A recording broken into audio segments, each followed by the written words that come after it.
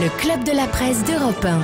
19h-20h, Nicolas Poincaré. Et le club de la presse d'Europe 1 reçoit ce soir Bernard-Henri Lévy, philosophe et auteur d'Hôtel Europe, un livre chez Grasset, une pièce de théâtre en ce moment à l'atelier, face à Michel Cotta, Olivier Duhamel et Gérard Carrérou. Gérard Carrérou, impatient de vous poser la prochaine question. Oui, je voudrais rester sur cette affaire de l'influence des événements extérieurs, les événements, la guerre de Gaza, si vous voulez, sur l'évolution des opinions publiques.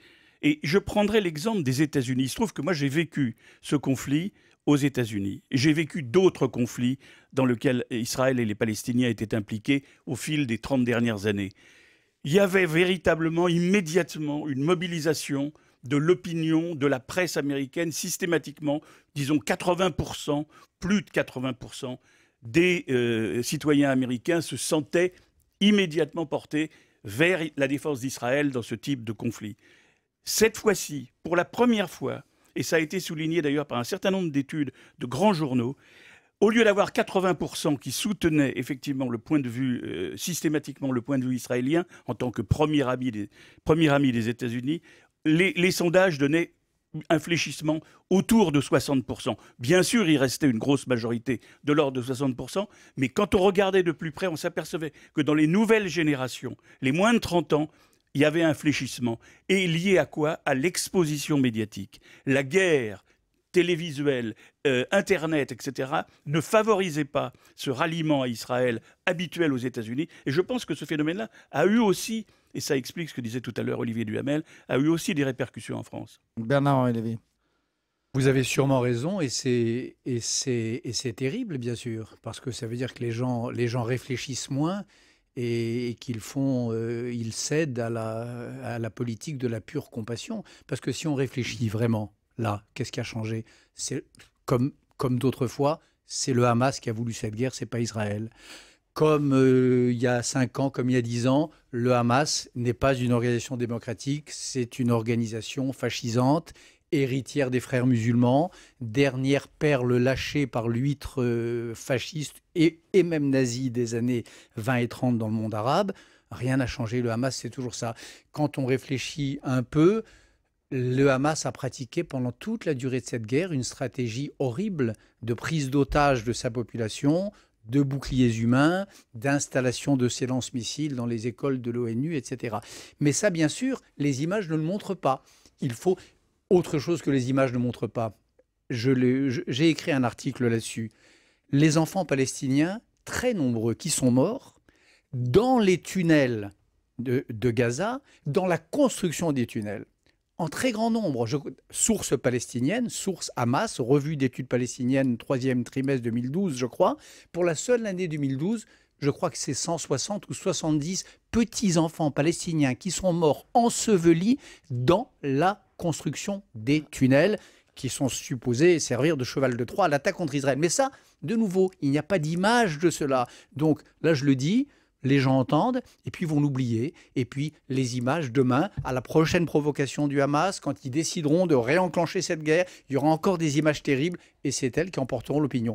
C'est terrible, et je crois que plus que jamais, en tout cas moi, je pense que c'est mon rôle, et c'est le rôle des médias en général, que d'essayer de résister à cette façon unilatérale de voir les choses.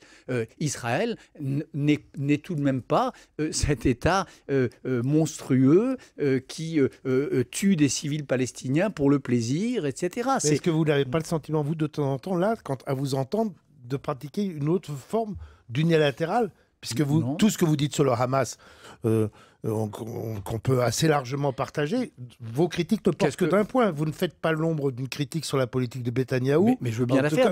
Vous voulez bien la faire, mais vous ne la faites pas. Mais là, on parle du déclenchement, on parle de la guerre. Oui. On parle de la guerre. Cette guerre a été voulue intégralement par le Hamas. Ils ont voulu cette guerre dans une stratégie du martyr qui fait partie de leur idéologie, de leur... Ça ne veut pas forcément dire que Netanyahou a choisi la bonne manière d'y répliquer. La preuve, d'ailleurs, c'est qu'à la fin, personne n'a gagné cette guerre. Mais vous savez, personne n'a gagné, c'est à voir. Mais ah bon, qui l'a gagné?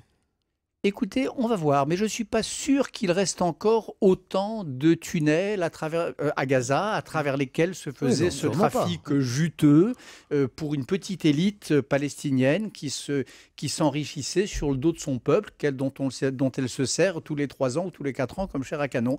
Et il n'est pas impossible que le Hamas ait perdu plus que vous ne pensez. Mais moi, je vous parle du déclenchement de cette guerre. Est-ce que vous êtes d'accord ou pas? Non, mais sur le déclenchement, personne. Le Hamas a voulu cette guerre.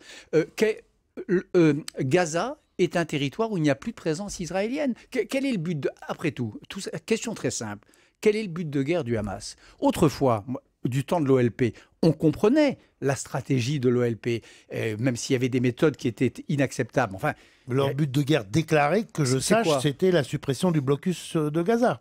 Que je sache. Leur but de guerre, c'est la libération de la Palestine tout entière. Non, mais là, vous parlez en général. Vous dites dans cette affaire-là, leur but est dans les négociations sur cessez-le-feu, ceux qui n'ont d'ailleurs pas obtenu. Alors moi, je réponds suppression du blocus contre arrêt des roquettes. Voilà, c'est très simple. Si vous voulez ne pas faire du unilatéral, voilà le bilatéral. Oui. Moi, je suis pour la suppression du blocus le jour où l'autorité palestinienne, reprenant le pouvoir sur ce territoire, garantit Israël que ces civils ne seront plus bombardés par le roquettes. Plus de roquettes, plus de blocus. Tout le monde souhaite et ce qui n'a pas été obtenu. Voilà.